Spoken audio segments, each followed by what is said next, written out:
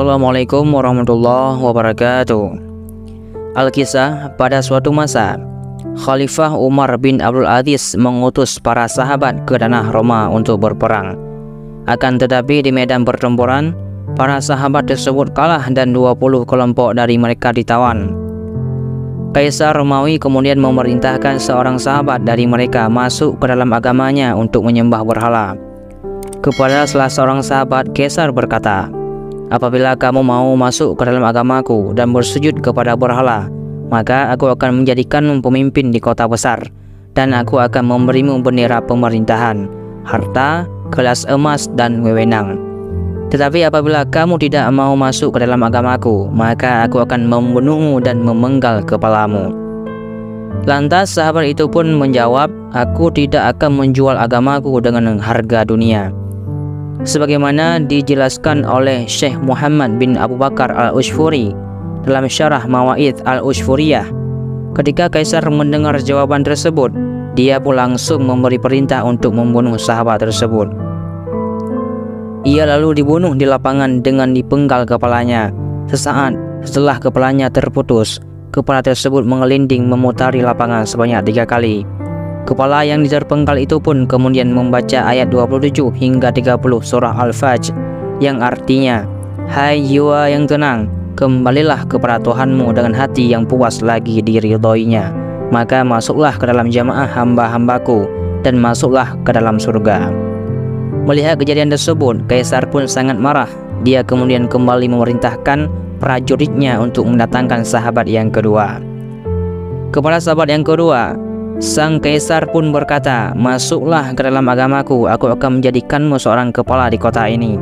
Jika kamu tidak mau, maka aku akan memenggal kepalamu, sebagaimana kepala temanmu yang telah aku penggal."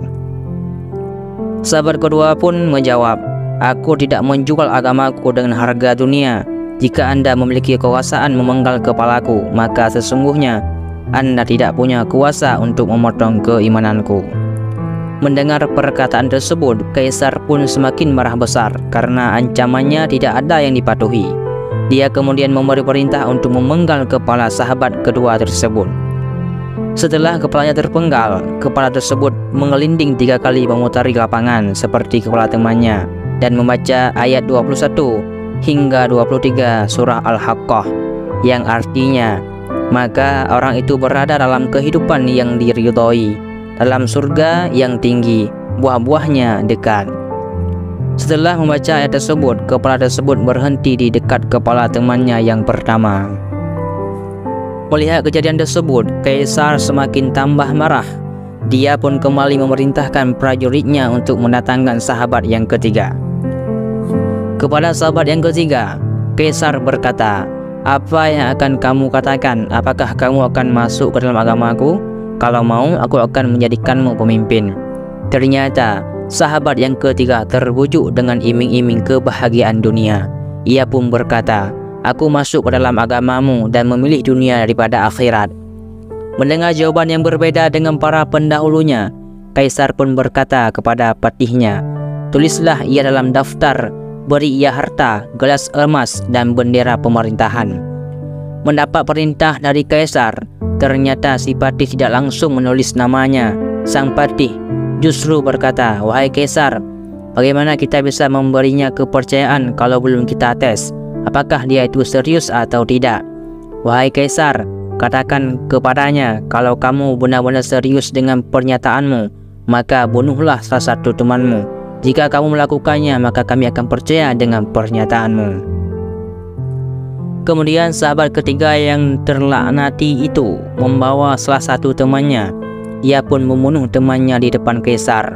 Melihat kejadian tersebut, Kaisar memerintahkan patihnya untuk menulis dalam daftar. Patih pun masih mempunyai perasaan yang sangat janggal. Dia pun kembali berkata kepada Kaisar, "Ini sungguh tidak masuk akal dan bukan keputusan yang bijaksana untuk mempercayai pernyataan dari sahabat yang ketiga. Ia bisa saja menjaga hak temannya sendiri yang lahir dan tumbuh besar bersamanya. Lantas apakah ia nanti bisa menjaga hak kita?" Mendengar ucapan patih, Kaisar langsung memerintahkan prajurit untuk membunuhnya dan memenggal kepalanya.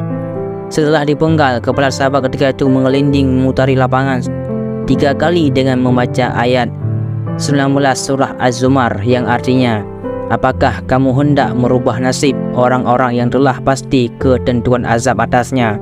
Apakah kamu akan menyelamatkan orang yang berada dalam api neraka? Ternyata pengkhianatan yang dilakukan oleh sahabat ketiga supaya mendapat kebahagiaan dunia dibanding para teman-temannya yang terbunuh demi menjaga kemuliaan agama justru berubah petaka. Pengkhianatan tersebut terbujuk rayu mendapatkan kebahagiaan dunia sesaat dengan mengandaikan agamanya, justru membuatnya sengsara, tidak mendapatkan apa-apa dan justru mendapatkan azab dari Yang Maha Kuasa. Karena Allah Subhanahu wa taala telah berfirman dalam surah Al-Anfal ayat 27 yang artinya, hai orang-orang yang beriman, janganlah kamu mengkhianati Allah dan Rasul-Nya, dan juga janganlah kamu mengkhianati amanah-amanah yang dipercayakan kepadamu sedang kamu mengetahuinya. Oleh karena itu, untuk dapat merasakan hidup bahagia, maka ada sejumlah sifat yang harus dihindari dan salah satunya yaitu berkhianat. Sebab kebahagiaan yang diraih tak semata di dunia, tetapi juga kebahagiaan saat di alam kubur hingga di akhirat kelak. Dan salah satu sifat yang membawa kebahagiaan di dunia dan akhirat adalah sifat amanah, bukan sifat khianat. Kisah di atas memberikan pesan yang harus dipegang oleh setiap manusia, khususnya bagi seorang muslim, yaitu jangan sekali-sekali berkhianat, apalagi sampai berkhianat kepada agama hanya untuk mencari kebahagiaan dunia. Jadi hanya inilah yang dapat saya sampaikan. Mudah-mudahan bermanfaat bagi kalian semuanya.